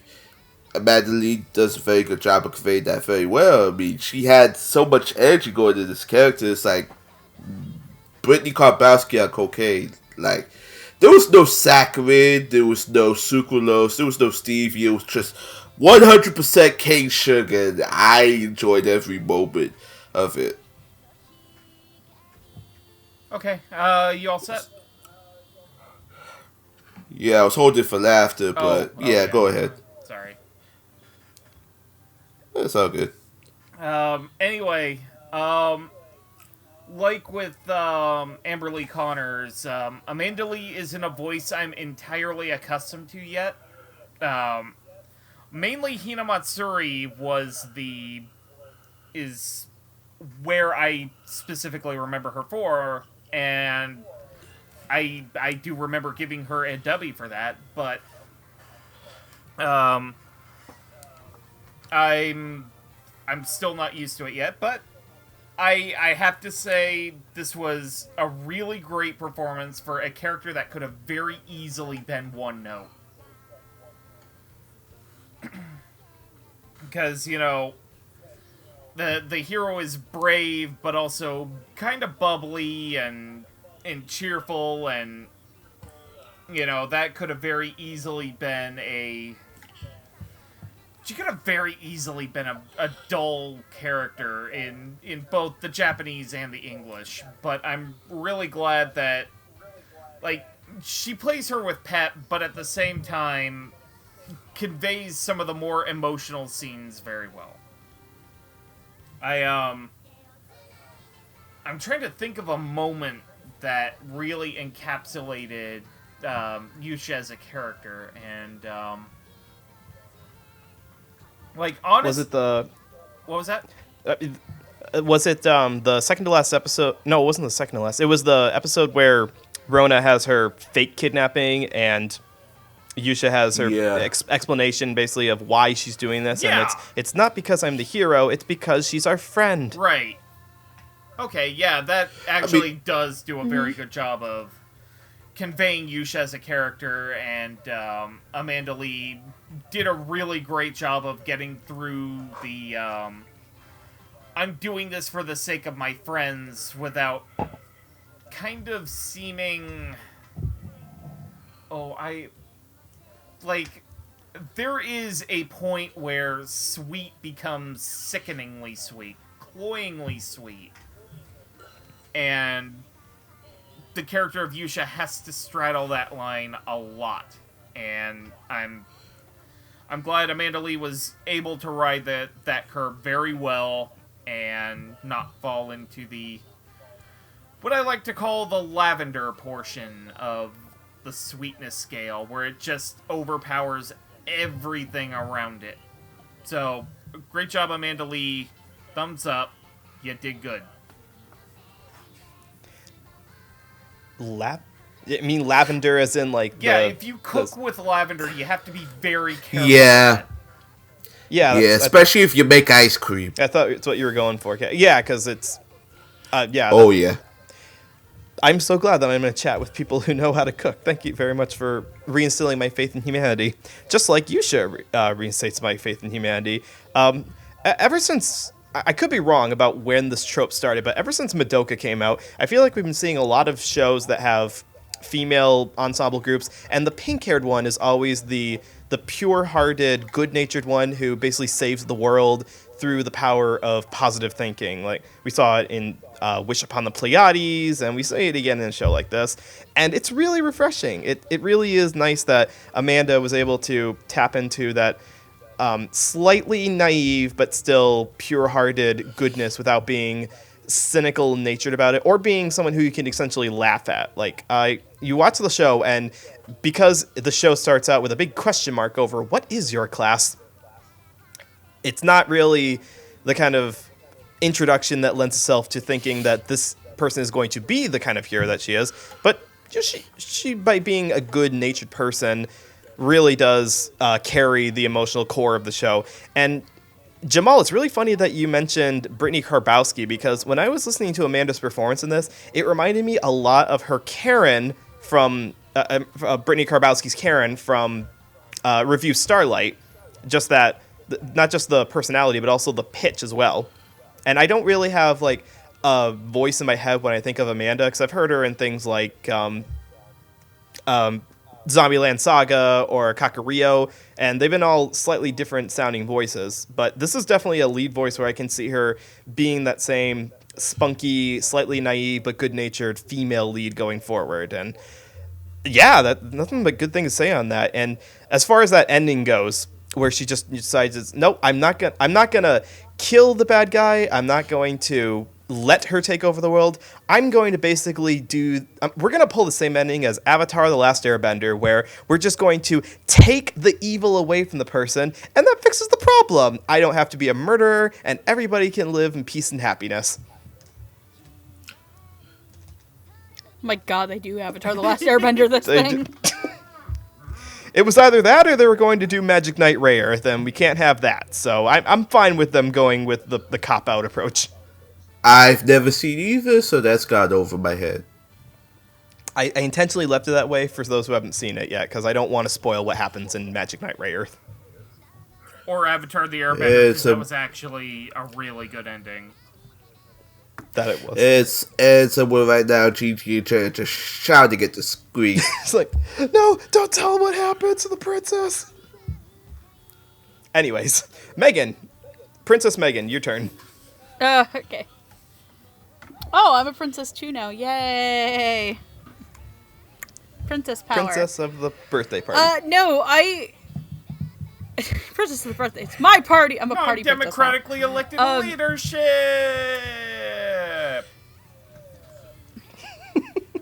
My leadership was determined by strange ladies giving out swords in lakes. Not unlike Yūsha.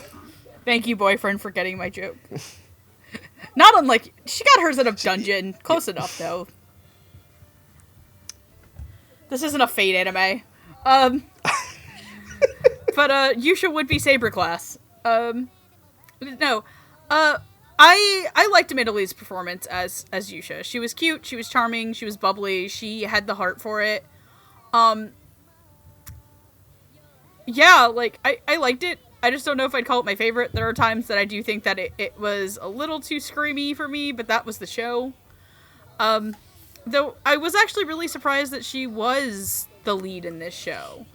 Like I said, I think that the ensemble cast of this was very out of left field in some places. Like there was no, like, Brittany Karbowski, there was no Sarah Wiedenheft, there was no, I'm trying to think of the other kind of usual suspects you see in these types of, like, moe cute. No Jade herself being in this. Like, kind of your obvious suspects for Yūsha weren't in this show. And I do genuinely enjoy that casting. I do think that she does a really good job with this character, and I think she nails it. I think she's really cute. But I would say by the nature of its show, except for the ending, where Yūsha does just say fuck it, and kind of changes the script in the weird heartfelt satire that the show is, if I can even call it satire, I think that that's where it really gets it, and she's kind of dumb and doofy and funny at points too.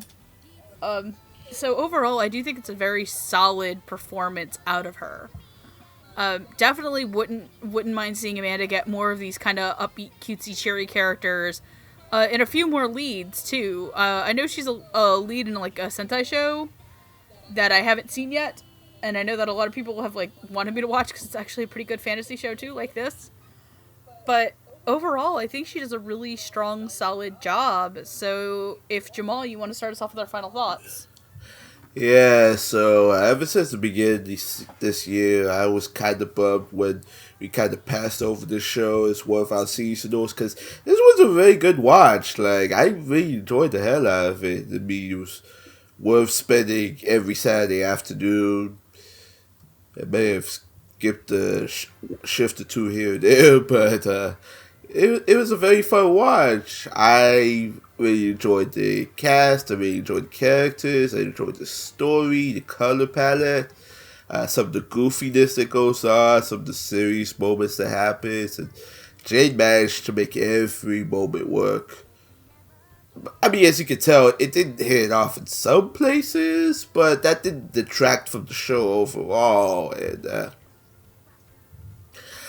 I'm really hoping to see more shows like this at some point, because, you know, in this day and age, like, when you got something that's like a whole bunch of isekai, or in this case, detective shows, something like that, you kind of need something that's heartfelt, slice of life. And slice of life is not something you can do very easily as well, because, you know, you gotta be able to keep people engaged without making them bored.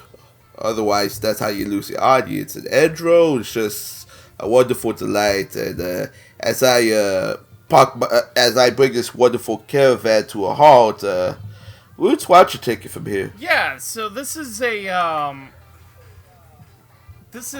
show I actually didn't expect to like as much as I did. I honestly expected this to be a bit more of a K-On! Than what we ended up getting. Because, like Megan, I found K-On! To be a little too cloyingly sweet, so yeah. Characters were funny and snappy, and they played off of each other very well in the dub. Very solidly directed, very solidly written, with the jokes being more or less localized, but still within the spirit of the original. And you know what? I'm going to take this opportunity to repeat something I said in the Kochiki episode. And that is, check out the smaller shows that Funimation is dubbing. Check out the smaller shows that Sentai is dubbing, or Crunchyroll, or Viz.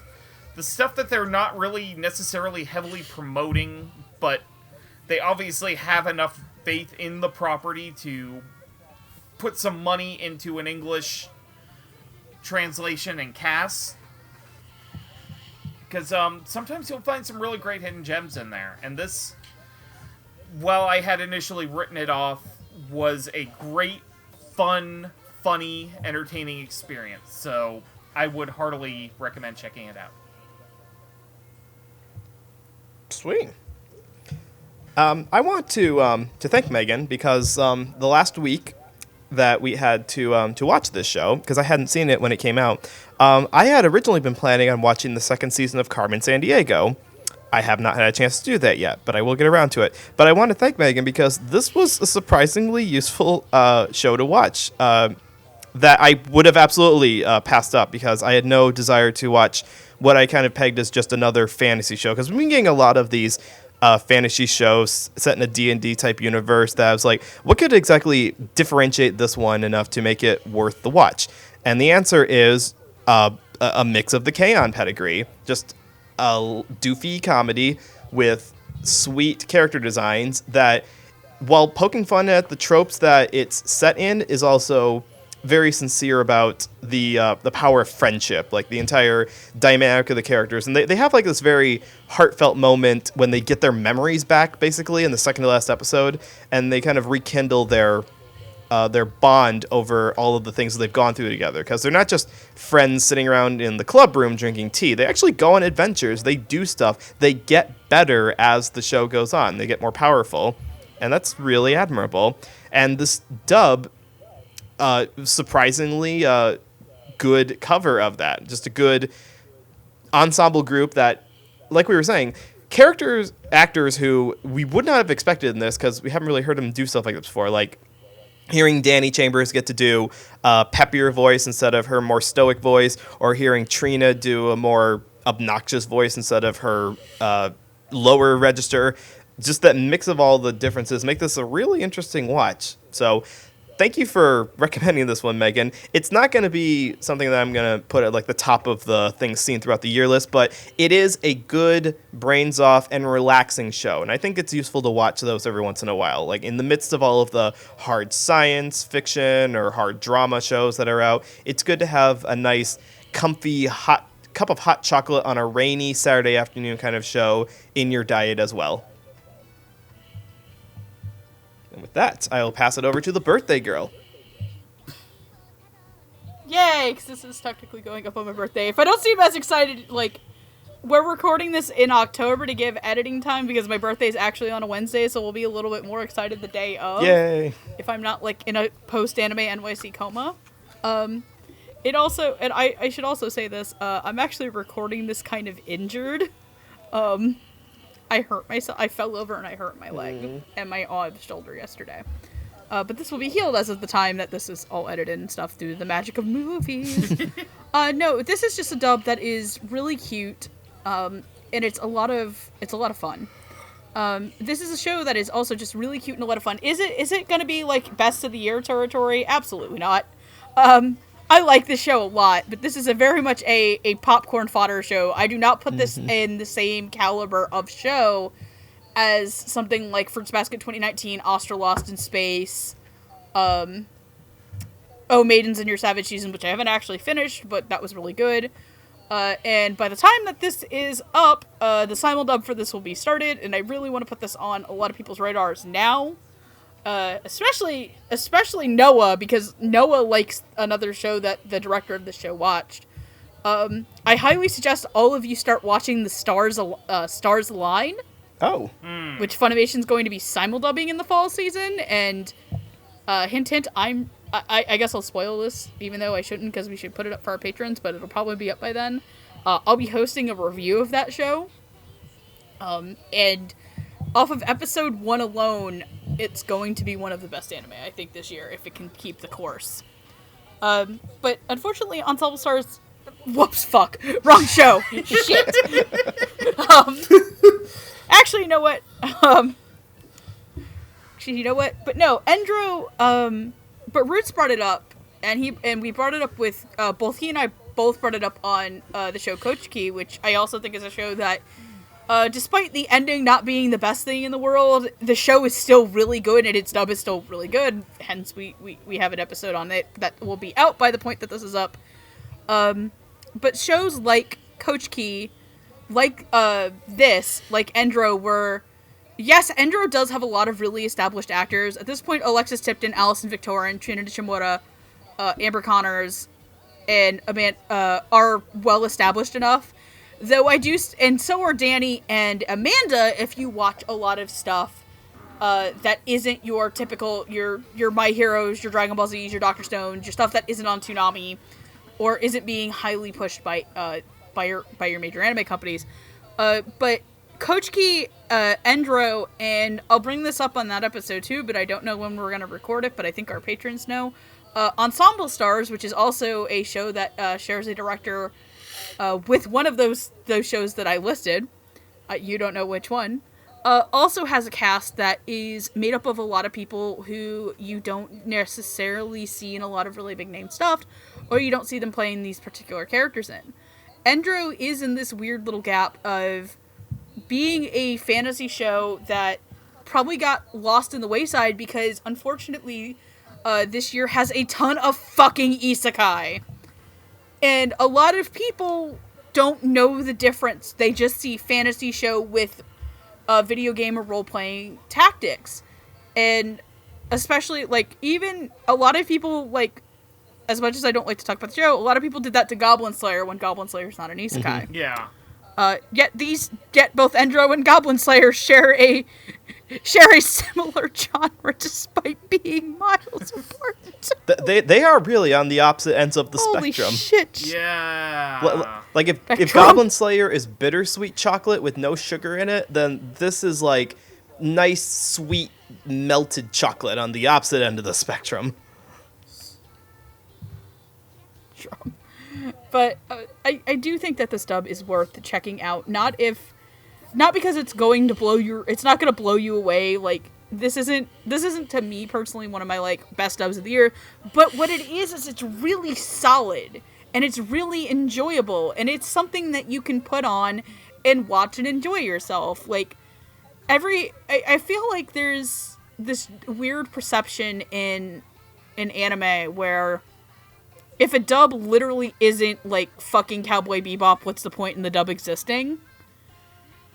And I think that's a really awful notion for people to have, because not every dub is gonna capture that magic. Like, not every show that gets dubbed is of the caliber of something like Full Metal Alchemist, of Cowboy Bebop, of, I'm trying to think of, like, another, like, My Hero, like, not every show that these people are going to dub are going to be that good. But I think it's a point that Noah had actually made years ago. And I think of all the things, I think it was on Pandora. I think it was on Crimson Shell Ghost Turn of all shows. Where you said, bring it full fucking circle. Not every anime is going to be someone's favorite anime, but it should be worked on like it is someone's favorite show in the world. Oh yeah, you're right. I did say that. And I think that this dub does a really good job exemplifying that. Endro isn't going to win a lot of awards, but God forbid, this is probably someone's favorite anime. And I think that Jade and her team, with some flaws, I do think that the writing could have been a little bit funnier for certain scenes. It still works. And it's still a lot of fun, and I had a great time listening to it. Mm-hmm. If you would like to watch Endro... If you would like to watch Endro in the sub, you can head on over to Crunchyroll, and if you'd like to watch the dub, you can head on over to Funimation. At the time of this recording and release, That could change as we are 2 days away from solicitations. The show has no planned home video release, but that could happen anytime within the next year. As I believe this month starts the January solicitations for Funimation. Cool. So this year we'll start the January solicitation. This month, as of probably October 15th, we'll start seeing the January solicitations. By the time that this goes up, there could potentially be a home video release if you would like to buy Endro. If you'd like to follow us at the Dub Talk Podcast, you can follow us at Dub Talk Podcast on YouTube, Twitter, Twitch. Tumblr is as dead as my hopes and dreams. Ouch. If you like us, yeah. Yes. If you'd like to support us on the regular, like I mentioned at the beginning of the show, we have a Patron. You can join any of our tiers of Patron and help support us. However, if you can't make a full-time commitment and you would like to donate to us one time, we do also have a Ko-fi link below. Gentlemen, please whore yourselves out. Show that ankle. Jamal? My name's Jamal. Let me try again. My name's Jamal. You can find me on Twitter, Jamstar529. On YouTube at Jamstar1. I plan on venturing into solo podcasting at some time. I do have maybe one or two other projects in the works, and I know this is Armand's thing, but I do have a dusty old song to recommend. We have a heroes party made up of a bunch of youths who pretty much have to fight the demon lord, the evil that is residing within the world. So my dusty old song to recommend to you is We Need a Hero by Ron Wasserman, aka the Mighty Raw. And if you know where that song is from, you'll get the reference. Wasn't that the song at the end of Shrek 2? No, it was not. I'm gonna go put myself in a corner now. Proceed. Hey, Roots. Yeah, so, I am Roots of Justice. You can find me on the twitter.com at Roots of Justice, where I mainly just retweet cute animal pics, mainly pugs. I, also talk about general fandom stuff, and, I'm potentially looking at writing up a series of reviews for the Fandom Posts. I don't know when I'll be submitting these for, you know, I don't know when all this is happening, but I am working on it. I just have kind of a glut of Dub Talk anime reviews over the course of October and a little bit in November, so I will try to get all of that ready to go as soon as possible. Keep an eye out. Very cool. My name is Noah Clue, and you can follow me on Twitter at Noah Clue. I post comments about the world of animation and also pictures of my children, because when you have children, you get to show off their development. And in the revelation that my son is 6 years old makes me feel very, very old. So thank you for that, age. And to finally cap this off, going with the dusty old songs that you've never heard of, I'd like to finish off with a dusty old cartoon that you've never heard of. We just had a long podcast about girls going off on a quest and winning and basically succeeding through the power of their emotions. I would like to point to a cartoon from 1959. It's a short cartoon called Moonbird. And it basically what it is the animators took the recordings of their children, their two kids playing, and they're like out having this safari adventure in their backyard, and then they animated to that and made this really trippy, very sweet cartoon that reminds me a lot of these four characters going off on their own adventures. So Moonbird from 1959. Check it out.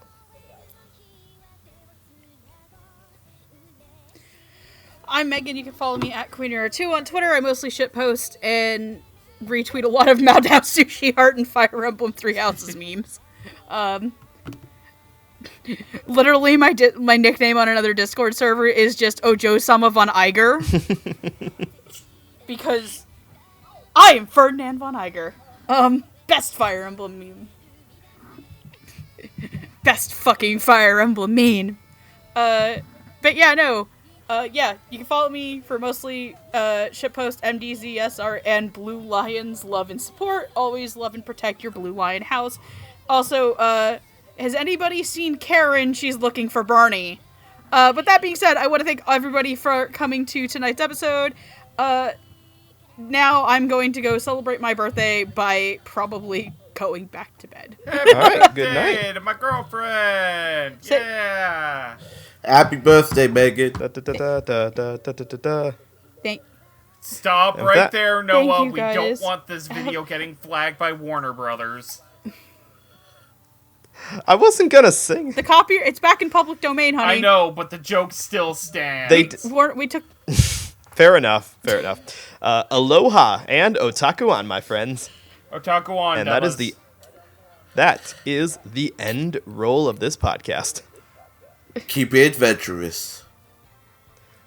And remember, kids, watch out for a large mouse in the entertainment business named one Mr. Charles Entertainment. Jeez, I've been watching way too Oh, I'm sorry, I've been watching way too much Defunct Land. Good night, night. everybody. Otaku on, my friends. 少し